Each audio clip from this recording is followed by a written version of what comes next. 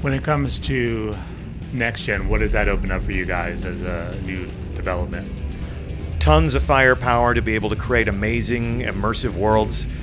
The scale of Destiny is something that we've really been ambitious about. We want to create a place that you're going to come and explore, more than a disc that spins in your tray.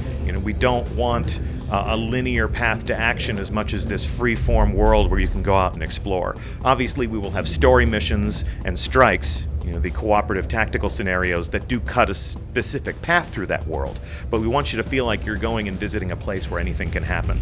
Different missions will happen at different times of day. Even if you've been on a mission once before, if you're replaying your favorite mission, you can have chance encounters with other Guardians that trigger different types of public events.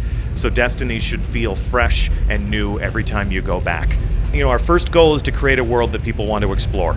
We'll need to tell a story that captures their imaginations, and we'll have to leave them wanting more.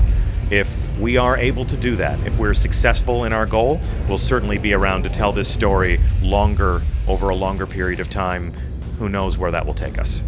Can you talk a little bit about what PlayStation 4 owners will get for Destiny from the E3 press conference? Certainly. PlayStation 4 gamers can sign up to play in the Destiny Alpha right now. They will have an opportunity to play in the Bungie Beta later on this summer. These are experiences that they'll get hands-on with first, and there will be some exclusives that are actually baked into the game that they will also get to enjoy first.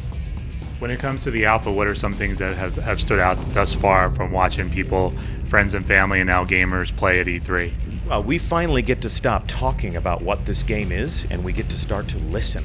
They get to tell us what they think Destiny is, and they get to finally obtain that thing that they've been hungry for, which is an understanding of what this personal adventure is like. We can talk about it, we can describe it, we can try to depict it in trailers, or illustrate it with words in a blog article, but until you get that controller in your hand, until you put yourself down in that vast landscape and choose where you want to go and what you want to do, it's a difficult thing to wrap your mind around. But now, they can just go and do it.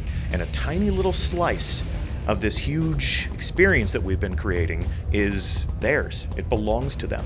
They can photograph it, they can stream it, they can create their own videos, they can tell their own war stories, and the fact that all of those stories are remarkably different so far.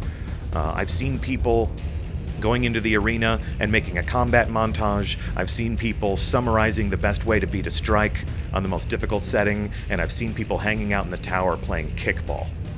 And I'm not kidding.